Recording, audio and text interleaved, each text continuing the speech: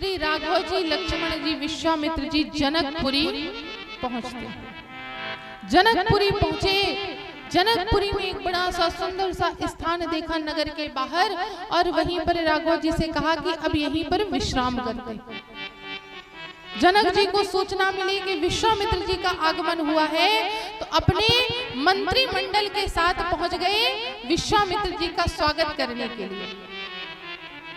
जनक जी अपने मंत्रिमंडल के साथ आए, विश्वामित्र जी को प्रणाम किया, और जैसे ही राघव जी और लक्ष्मण जी कुटिया के अंदर प्रवेश किए, तो जनक जी राम जी को निहारते रहे। देखिए, जनक जी जो है ना, ये निराकार ब्रह्म के उपासक हैं। ये सगुण रूप को नहीं मानते, ये निर्गुण रूप को मानते। लेकिन आज राम जी को देख करके निर्गुण उपासक भी सगुण रूप को देख करके आसक्त हो गए, निहारते रह गए रघुनाथ जी की छवि को, और मन ही मन में सोचने लगे कि धन्य है दशरथ जी कि आपके घर में ऐसे पुत्र अवतरित हुए। आप बड़े भाग्यशाली हैं। विधाता ने मुझे इस भाग्य से क्यों नहीं नवाजा, मुझे ये भाग्य क्यों नहीं प्रदान किया। आज आप मुझसे इस विषय में दशरथ जी आगे निकल गए। आपके जो पुत्र है, ये कोई साधारण पुत्र नहीं समझ में आते। इनके मुखारविंद से तो नजरें नहीं हट रही हैं। अगर विधाता कुछ ऐसा कर दे कि इनका मुझसे किसी न किसी प्रकार से संबंध बन जाए, तो आनंद आ जाए। देखिए, यहाँ पर जनक जी राघव जी की प्राप्ति की कामना करने लग गए कि किसी न किसी रूप में ये मुझे प्राप्त हो जाए। पुत्र के रूप में तो अब मुझे प्राप्त नहीं हो सकते, और गुरु के रूप में इनके गुरु वशिष्ठ जी हैं। अब बचे एक ही, किसी न किसी कारण से ये मेरे, किसी भी प्रकार से ये मेरे जमाता बन जाए, तो मेरा और इनका संबंध हो जाए, और जब संबंध बन जाएगा तो इनके किसी ना किसी बहाने से दर्शन प्राप्त होते रहे। हे विधाता, ऐसा कुछ आप कर दीजिए। जनक जी मन ही मन में कामना करते हैं, और विश्वामित्र जी राम जी का परिचय जनक जी से कराते हैं कि ये जनक जी हैं, इस मिथिला के राजा हैं, ये विदेह राज हैं। राम जी, लक्ष्मण जी जनक जी को प्रणाम करते हैं। अब जनक जी ने स्वयंवर की बात सीता जी की बताई कि नाथ, मेरी पुत्री का स्वयंवर है और आपको अवश्य आना है, और इन दो राजकुमारों को भी लेकर के आइएगा। विश्वामित्र जी ने कहा ठीक है। अब जनक जी अपने मंत्रिमंडल को लेकर के गए। शाम हुई तो शाम को राम जी विश्वामित्र जी से कहते हैं कि नाथ, लक्ष्मण जी की एक लालसा उत्पन्न हुई है। लखन हृदय लालसा विषय की। लक्ष्मण जी एक लालसा से मुझसे कह रहे थे, अब आपसे संकोचवश नहीं कह पाते। क्या है, लक्ष्मण जी बड़े संकोची स्वभाव के हैं, तो वो ज्यादा कह नहीं पाते, अपनी इच्छा व्यक्त नहीं कर पाते। उन्होंने मुझसे कहा है, क्या कहा कि इतना जनकपुर का नाम सुना है, मिथिला का नाम सुना है, एक बार मिथिला घूमने का अवसर मिल जाए तो आनंद आ जाए। तो गुरुदेव, आपकी आज्ञा हो तो मैं लक्ष्मण को नगर भ्रमण करा करके लेकर के आता। विश्वामित्र जी जानते हैं कि आज राघव जी जब नगर में जाएंगे तो सारे मिथिला वासियों को अपना जब सुंदर स्वरूप दिखाएंगे, उनके अंदर कामना उत्पन्न हो जाएगी इनको जामाता के रूप में प्राप्त करने। इसलिए विश्वामित्र जी ने कहा कि ठीक है राघव, आप जाइए और जनकपुरी आराम से घूम करके आइएगा, कोई जल्दी नहीं, आराम से घूम करके आइएगा। अब लक्ष्मण जी और राम जी मिथिला नगर की ओर प्रस्थान करते हैं। और देखिए, ये मिथिला नगरी कोई साधारण नगरी नहीं है। ये जो मिथिला नगरी है कोई साधारण नहीं है। क्यों साधारण नहीं है? यहाँ पर स्वयं जगदम्बा का प्राकट्य हुआ है, माता सीता का प्राकट्य हुआ, ये कोई साधारण मिथिला नहीं है। कैसी है मिथिलापुरी कि सखी मिथिला शहरे गुलजार जी, सखी मिथिला शहरे गुलजार जी, सखी मिथिला शहरे गुलजार जी, सखी मिथिला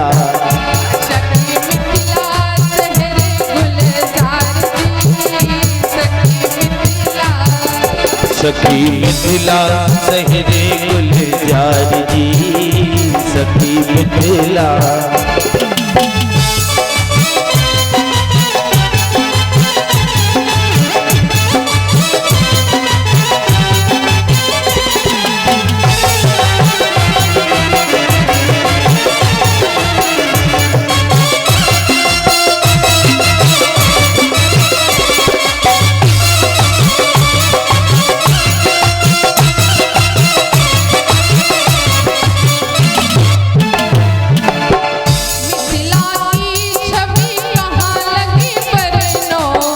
मिथिला की छवि कहाँ लगी परनो,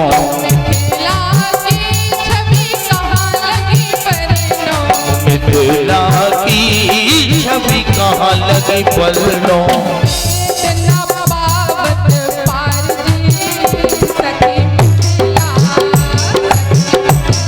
शहर कमाल की सखी मिथिला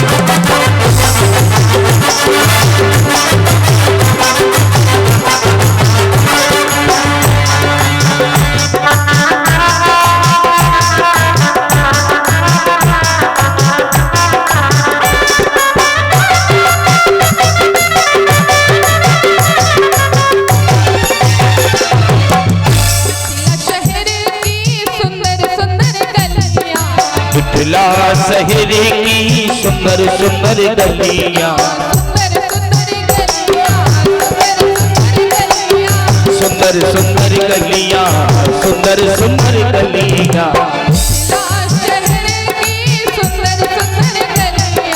मिथिला शहर की सुंदर सुंदर गलियां,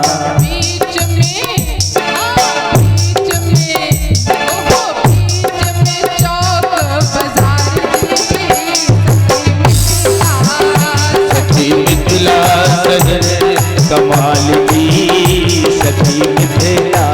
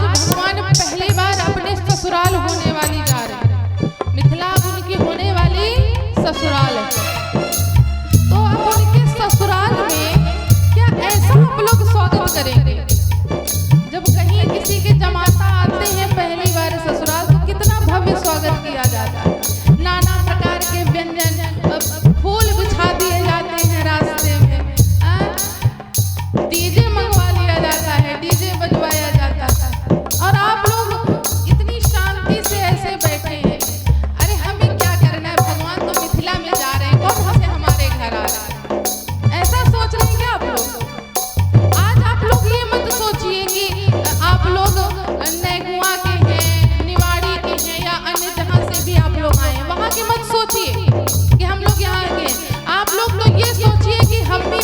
वासी और मिथिलानिया है। अब बताइए कि क्या अपने अपने जमाता का आप लोग स्वागत ऐसे करेंगे? आराम से कैसे करेंगे?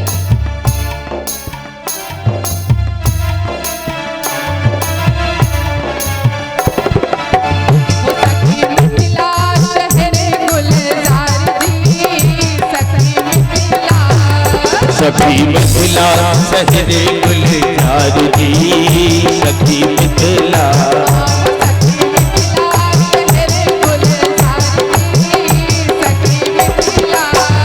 सखी मिथिला शहरे गुलजार जी, सखी मिथिला।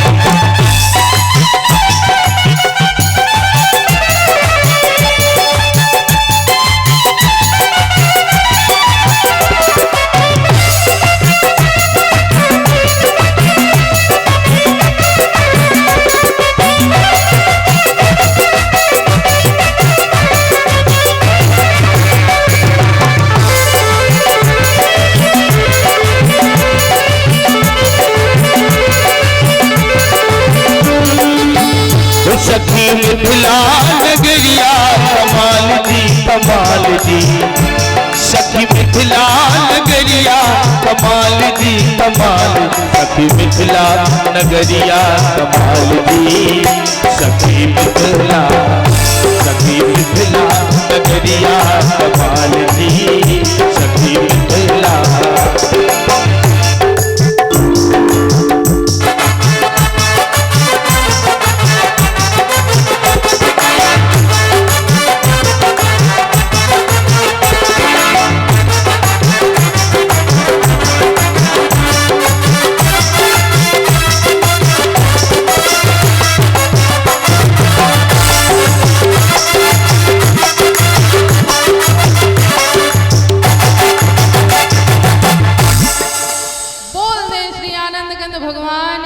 जय, श्री मिथिला धाम की जय। अब आनंद आया, अब लगा कि हाँ मिथिला में बैठे हुए मिथिलानिया स्वागत कर रही हैं अपने होने वाले जमाता का। तो ये कोई मिथिला नगरी साधारण नगरी नहीं है। आज पहली बार राघव जी अपनी होने वाली ससुराल में प्रवेश करते हैं। जैसे ही मिथिला नगर में प्रवेश किए तो सब अपने अपने ग्रुप के साथ बैठे हुए थे। माताएं अपने ग्रुप के साथ बैठी थी। 8-10 माताएं जैसे घर गांव में बैठ जाती हैं शाम के समय पर, जब घर काम से खाली हो गई तो आओ बहन चुगली चुगली खेलें। होता है कि नहीं? और भाई बंधु जो काम से गए हैं तो काम में बेचारे लगे हैं, जो खेती किसानी वाले हैं या जो नहीं गए तो वो भी शाम को थोड़ा बैठ जाते हैं गप्पे हाँकने के लिए। तो मिथिला में भी सब बैठे हुए थी। माताओं की अलग ग्रुप बनी हुई थी, भाई बंधुओं का अलग ग्रुप बना हुआ था और बच्चों का अलग ग्रुप बना था। जैसे ही राघव जी नगर में प्रवेश करते हैं तो सारी माताएं राघव जी को एक टक निहारने लगी। सब कहने लगी बाप रे बाप कितने सुंदर राजकुमार, आज तक हमने इतने सुंदर राजकुमार नहीं देखे। सारी माताएं एक दूसरे से बातें करने लगी, बड़े सुंदर राजकुमार हैं। भाई बंधु देख रहे हैं, हाँ बड़े सुंदर हैं, पता नहीं कहाँ से आए हैं, किसके साथ आए हैं, सब बातों में लग गए। लेकिन जो बाल मंडली है, जो बच्चों का ग्रुप था, ये बातों में नहीं लगे, ये तो भगवान के सामने पहुंच गए और चारों तरफ से भगवान को घेर लिया। कोई भगवान का पटका खींच रहा है, कोई माला खींच रहा है, जो जहां तक पहुंचे वहीं का कपड़ा खींचने लग जाए। पटका ही खींच रहे हैं भगवान का, चारों तरफ गोल गोल घूम रहे हैं, कहां से आए पूछ रहे हैं। देखिए ये व्यवहार क्यों बच्चों ने किया? भाई बंधु क्यों नहीं पहुंचे भगवान के पास? माताएं क्यों नहीं पहुंच पाई? बच्चे ही क्यों पहुंचे? इसका एक कारण है। देखिए भाई बंधुओं के अंदर कहीं ना कहीं एक मन में दम्भ रहता है कि क्या करेंगे जाकर के, मन में एक अहंकार सा रहता है। अरे ठीक है आए होंगे कोई, ज्यादा ध्यान नहीं देते। माताएं लोग लज्जा की दृष्टि से नहीं पहुंच पाती कि लोग क्या कहेंगे, लेकिन बच्चे क्यों पहुंचे? क्योंकि भगवान को प्राप्त वही कर सकता है जिसका मन निर्मल होगा, जो निष्कपट होगा, जिसके अंदर कपट नहीं होगा, छल नहीं होगा, वही भगवान को प्राप्त कर सकता है। ये बात स्वयं राघव जी ने कही है कि निर्मल मन जन सो मोहि पावा, मोहि कपट छल छिद्र न भावा। मुझको प्राप्त करने का साधन यही है कि जिसका मन निर्मल होगा वही मुझको प्राप्त कर सकता है, और कोई प्राप्त करने वाला नहीं है। अगर सोचे कि मन में कपट रख करके, किसी के प्रति बैर रख करके मैं भगवान को प्राप्त कर लूं, तो वो असंभव है। भगवान को प्राप्त करना है तो अपने मन को निर्मल बनाना पड़ेगा, मन को सुंदर बनाना पड़ेगा। तन को सुंदर बनाने से भगवान मिलने वाले नहीं हैं। चाहे कितना भी आप महंगा पाउडर लगा लीजिए, महंगी क्रीम लगा लीजिए, लेकिन भगवान उससे मिलने वाले नहीं है। भगवान जब आप मन को सुंदर बनाएंगे, मन को निर्मल बनाएंगे, तब भगवत प्राप्ति होगी। कहते ना कि तन को सुंदर बनाना सरल है, मगर मन को निर्मल बनाना बड़ी बात है। तन को तो सब सुंदर बनाने में लगे हैं। आजकल तो तन को सुंदर बनाने के लिए नाना प्रकार के प्रोडक्ट चले, एक से बढ़कर एक क्रीम। जो काला है उसको भी गोरा करने की क्रीम चली, और जो गोरा है उसको काला करने की क्रीम चली। नाना प्रकार के। अब तो शायद बाल भी अच्छे नकली लग जाते हैं, ओरिजिनल वाले। जिसके बाल भी झड़ गए हो उसके बाल भी लग जाते हैं। जो काला हो वो गोरा हो जाता है, जो मोटा हो वो पतला हो जाता है, जो पतला हो वो मोटा हो जाता है। बड़े प्रोडक्ट चले, लेकिन इससे भगवान मिलने वाले नहीं है। इससे आपको सांसारिक व्यक्ति ही प्राप्त होगा। भगवान को प्राप्त करना है तो क्रीम पाउडर में पैसा मत खर्च करिए। भगवान को प्राप्त करने के लिए अपने मन को निर्मल करिए। जब आपके अंदर ये छल कपट वैर सबका त्याग हो जाएगा, उसी समय भगवान आपको प्राप्त हो जाएंगे। और ये सब छोड़ने का सबसे अच्छा साधन है, आप किसी संत का संग कर लीजिए। आप संत का संग कर लेंगे ना, तो आपका मन धीरे धीरे अपने आप निर्मल होने लगेगा। यही बात श्री राघव जी ने अपनी नवधा भक्ति में बताई है। जब उनको प्राप्त करने का मार्ग बताया 9 प्रकार की भक्ति में, तो सबसे पहली भक्ति बताई है भगवान ने, प्रथम भगत संतन कर संगा, दूसर रतिमम कथा प्रसंगा। मेरी कथा सुनना, मेरी कथा के बारे में बात करना, ये दूसरी भक्ति है। लेकिन पहली भक्ति आप संत का संग कर लेंगे। आप जब संत का संग कर लेंगे तो आप मुझको प्राप्त कर लेंगे, क्योंकि संत के संग से ही मन निर्मल होगा। बिना संत की कृपा के भगवत प्राप्ति संभव नहीं है। आप दर्शन करिए, ध्रुव जी जो इतने बड़े भक्त कहलाए, भगवान के परम भक्त कहलाए, किसकी कृपा से कहलाए? एक संत की कृपा से। कौन से संत? नारद जी की कृपा से। उन्होंने ही मार्ग बताया कि आप श्री हरि का चिंतन करिए तो आपको भगवान मिलेंगे, ये संत की कृपा। इसलिए अपने मन को निर्मल बनाइए, और मन को निर्मल बनाना है तो संत का संग अवश्य करिए, सत्संग अवश्य करिए। तो यहाँ पर बच्चे निर्मल मन से भगवान के पास भगवान को प्राप्त कर लिया। अब यज्ञशाला की ओर भगवान बढ़े, सारे बाल मंडली उनके साथ चले। भगवान और लक्ष्मण जी यज्ञ में जो धनुष रखा था उसकी प्रदक्षिणा करी और वहां से पुनः विश्वामित्र जी के पास आ गए। रात्रि हुई, गुरु जी की सेवा करके सर्वप्रथम विश्वामित्र जी सोए, उसके पश्चात राघव जी और लक्ष्मण। प्रातः हुई, सबसे पहले लक्ष्मण जी उठे, राघव जी और फिर विश्वामित्र जी उठे। विश्वामित्र जी के उठने से पहले राघव जी और लक्ष्मण जी ने गुरु जी के पूजन की सारी तैयारी कर दी। अब फूल की बारी आई कि फूल लेकर के आए। तब राघव जी ने सुना था कि जनक जी की एक पुष्प वाटिका है, तो लक्ष्मण जी से कहने लगे कि लक्ष्मण चलो जनक जी की पुष्प वाटिका से पुष्प लेकर के आते हैं। राम जी और लक्ष्मण जी पुष्प वाटिका की ओर चले। पुष्प वाटिका के गेट पर जैसे पहुंचे तो वहां पर रुक गए। क्यों रुके?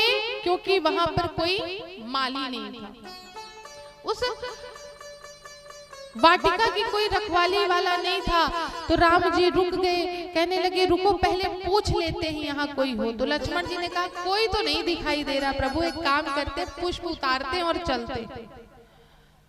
हम आप तो इसी बात को देखते हैं कि अगर अच्छा कहीं पेड़ लगा है फलदार, अब देखिए आम का सीजन आ गया, तो जो आम की बगिया वाले होते हैं तो वो अपने अपने बागों में पहरेदारी देते हैं कि कोई आम तोड़ के ना ले जाए। और जैसे ही पहरेदार वहां से हटे कि आम टूटे, लोग प्रतीक्षा में रहते हैं कि इस पेड़ का मालिक यहाँ से जाए और हम जा करके लेकर के आ जाए।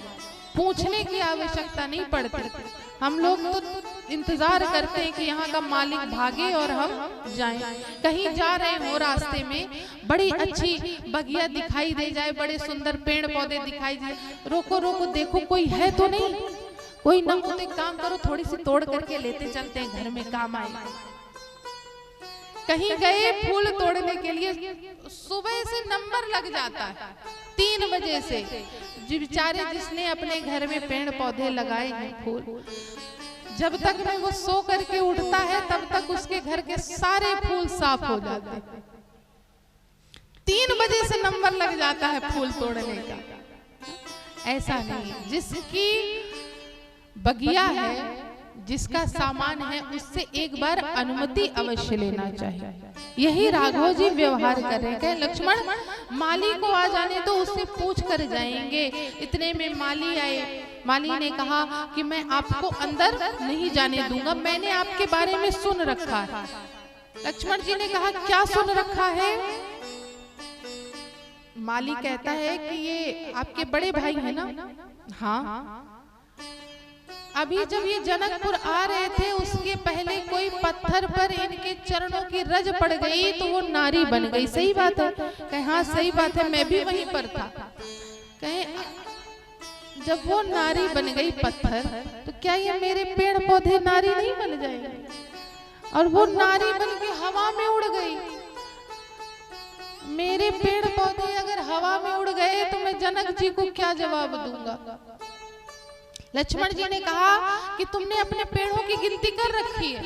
कहे हाँ। कहने लगे तुम अपने पेड़ों की गिनती करे रखना कि कितने पेड़ हैं, ये मेरी गारंटी है कि तुम्हारे एक भी पेड़ पौधे नहीं उड़ेंगे, ये मेरी गारंटी है, तुम अपने पेड़ पौधे गिन लेना। कहे तब भी नहीं जाने दूंगा। कहे अब क्यों नहीं जाने दोगे? कहने लगे पहले मेरी एक शर्त है, अगर आपको अंदर जाना है तो हमारे जनक नंदिनी की जय घोष करनी पड़ेगी, उसके बाद आप जाएंगे। राघव जी ने कहा कि ठीक है, हम जय घोष करने के लिए तैयार हैं। तब माली ने यहाँ पर जनक नंदिनी जी की जय घोष लगवाई। राम जी और लक्ष्मण जी ने जय घोष करी और वाटिका में बढ़े। इधर राघव जी लक्ष्मण जी के साथ वाटिका में पहुंचे। उधर क्या लीला हुई? माता सीता उसी वाटिका में आने वाली हैं। किसके आदेश से? अपनी माता श्री के आदेश से। उनकी माता श्री ने भेजा है कि जा करके गिरजा जी का पूजन करके आओ। तो यहाँ पर माता सीता आती हैं माँ गिरजा का पूजन करने के लिए।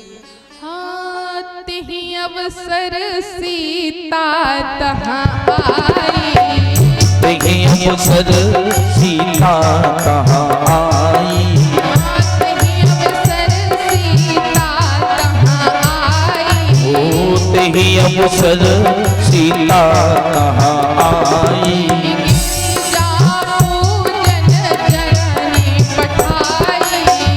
गिरिजा पूजन जननी पठाई,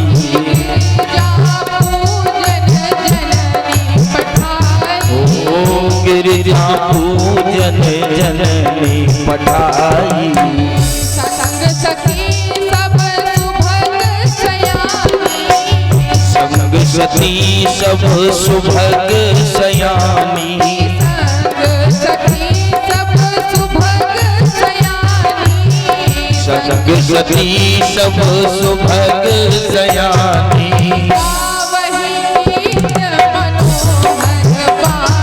ओ गावहि गीत मनोहर बानी, ओ गावहि गीत मनोहर बानी। उसी समय पर माता सीता अपनी 8 सखियों के साथ कहां पर वाटिका में प्रवेश करती हैं। और वाटिका में सबसे पहले मंदिर नहीं गई, सबसे पहले कहां गई? सरोवर में गई। सरोवर मतलब समझे? तालाब। सबसे पहले गई सरोवर में। किस लिए गई? हाँ मज्जन करी सर सखिन समेता, भजन कर सब सखिन समेता, मज्जन करी सर सखिन समेता, भजन कर सखिन समेता।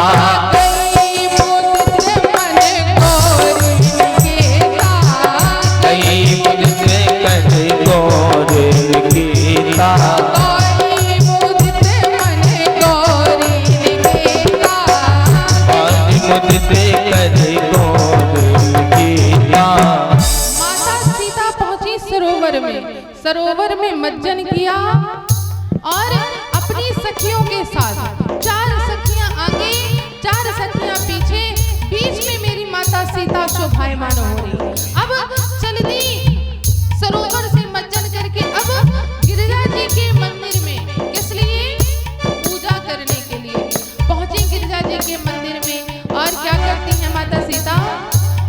हाँ पूजा की अधिक अनुरागा, पूजा कीन अधिक अनुरागा, पूजा की अधिक अनुरागा, पूजा कीन अधिक अनुरागा। निज अनुरूप सुभग वर मांगा, ओ निधि अनुरूप सुभग वर मांगा,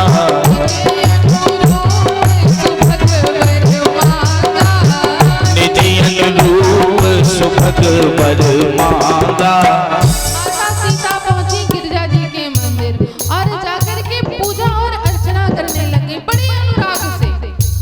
देखिए जब हमारे जीवन में कोई ऐसा समय आने वाला होता है, शुभ समय, अगर बच्चे हैं तो उनकी परीक्षा का समय आया, कोई युवा है उनकी नौकरी में जाने वाले हैं तो नौकरी में जब जाने से पहले बड़े मन से पूजा करते हैं। भले साल भर भगवान के सामने ना जाए, लेकिन पेपर के समय सारे बच्चे 5-5 अगरबत्ती लगाएंगे, 10-10 पूरे पैकेट लगाएंगे। भगवान आज का पेपर हमारा बनवा दीजिएगा, आज थोड़ी कम पड़ेगी।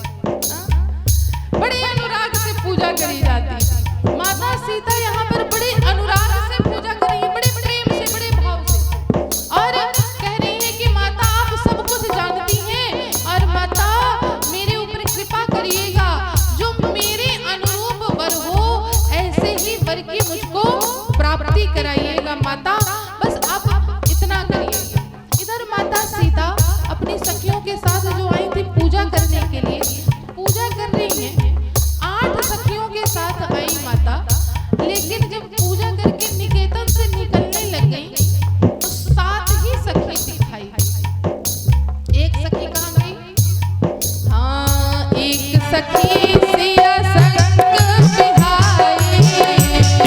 सखी सिय संग बिहाई।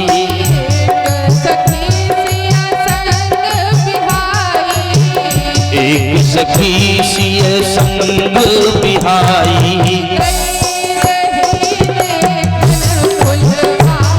ओ गई रही देख